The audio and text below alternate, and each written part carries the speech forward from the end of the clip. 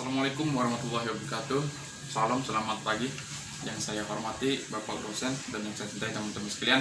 Baiklah, kami dari kelompok 1 akan mempertanyakan tentang makalah ilmu faal yang berjudul tentang sistem respirasi pernapasan. Singkat kata saya persilakan kepada pemateri. Baik, terima kasih atas kesempatan yang diberikan. Makalah kami tentang sistem respirasi pernapasan. Bab 1, pendahuluan. 1. Latar belakang. Sistem pernapasan secara garis besarnya terdiri dari paru-paru dan susunan saluran yang menghubungkan paru-paru dengan yang lainnya, yaitu hidung, tekak, pangkal tenggorokan, cabang tenggorokan. Metabolisme normal dalam sel-sel makhluk hidup memerlukan oksigen dan karbon dioksida sebagai sisa metabolisme yang harus dikeluarkan dari tubuh. Pertukaran gas O2 dan CO2 dalam tubuh makhluk hidup disebut pernapasan atau respirasi. O2 dapat keluar masuk jaringan dengan cara difusi. Pernapasan atau respirasi dapat dibedakan atas 2 tahap. Tahap pemasukan oksigen ke dalam dan mengeluarkan karbon dioksida keluar melalui organ-organ pernapasan disebut respirasi eksternal. Pengangkatan gas-gas pernapasan dari organ pernapasan ke jaringan tubuh atau sebaliknya dilakukan oleh sistem respirasi. Tahap berikutnya adalah pertukaran O2 dari cairan tubuh dalam kurung darah dengan CO2 dari sel-sel dalam jaringan disebut respirasi internal. Rumus masalah. 1. Apa pengertian sistem pernapasan? 2. Apa saja bagian-bagian saluran pernapasan? 3. Bagaimana mekanisme pada manusia? Tujuan. 1. Mengetahui pengertian sistem pernapasan. 2. Untuk mengetahui bagian-bagian saluran pernapasan. 3. Untuk mengetahui tentang mekanisme pernapasan pada manusia. Bab 2, pembahasan. Pengertian sistem pernapasan. Sistem pernapasan adalah sistem organ yang digunakan untuk pertukaran gas. Sistem pernapasan atau respirasi juga mempunyai arti. 1. Proses pengambilan O2, pengeluaran CO2, dan penggunaan energi yang dihasilkan oleh tubuh. 2. Pertukaran gas antara sel dengan lingkungannya. 3. Reaksi enzimatis. Sebab dalam proses tersebut ada suatu enzim yang memegang peranan penting, yaitu sitokrom dalam kurung enzim pernapasan. Bagian-bagian saluran pernapasan pada manusia. Sistem pernapasan pada manusia. Sistem pernapasan mamalia khususnya manusia terdiri dari bagian saluran udara dan bagian pernapasan. Saluran pernapasan terdiri dari 1. Hidung, 2. Tekak, 3. Jakun, 4. Tenggorok, 5. Cabang tenggorok, 6. Ranting tenggorok. Bagian pernapasan merupakan tempat terjadinya pengambilan O2 oleh darah dan pelepasan CO2. Dan oleh darah terdapat bagian pernapasan terdiri dari 1. Bronchioli respiratori, 2. Kantong alveolus atau dukut alveoli, 3. Alveolus, 4. Organ pernapasan utama adalah paru-paru atau pulmo. Mekanisme pernapasan. Pada awalnya kita menghirup udara melalui rongga hidung untuk kemudian melewati tekak dan pangkal tenggorokan kemudian terus ke tenggorokan. Tenggorok bentuknya seperti apa yang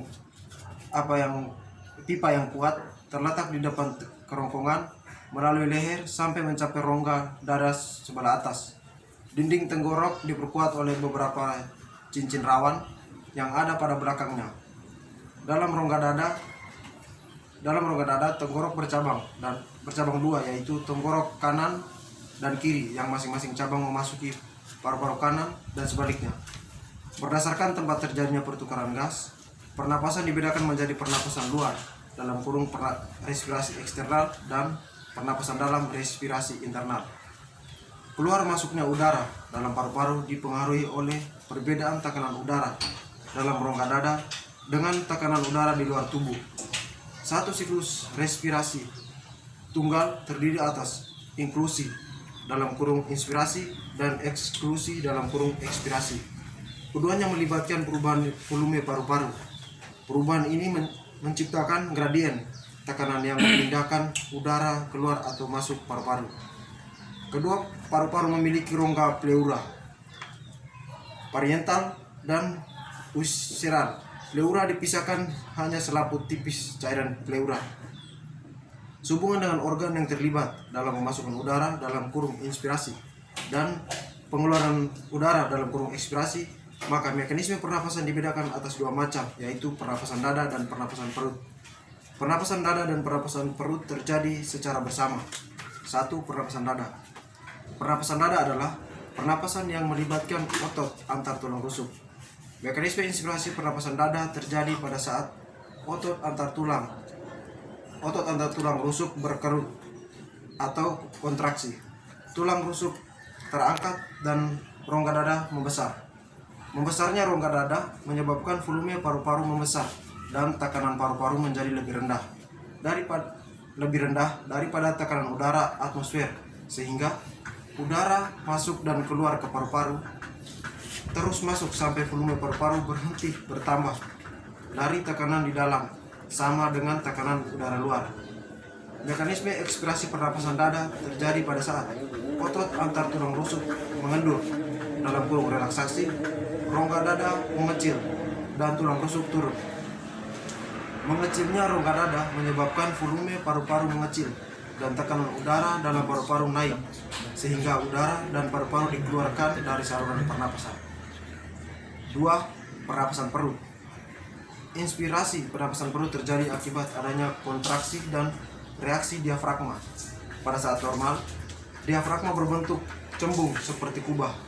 Pada saat diafragma berkontraksi, rongga dada membesar dan diafragma mendatar. Volume paru-paru membesar dan terjadi inspirasi. Pada saat diafragma berelaksasi, rongga dada mengecil dan diafragma berada pada keadaan normal. Volume paru-paru mengecil dan tekanan paru-paru naik sehingga udara keluar dan terjadi ekspirasi. Aliran udara ini ditentukan oleh perbedaan antara tekanan udara atmosfer dan tekanan udara dalam paru-paru dalam kurung intrapulmoner.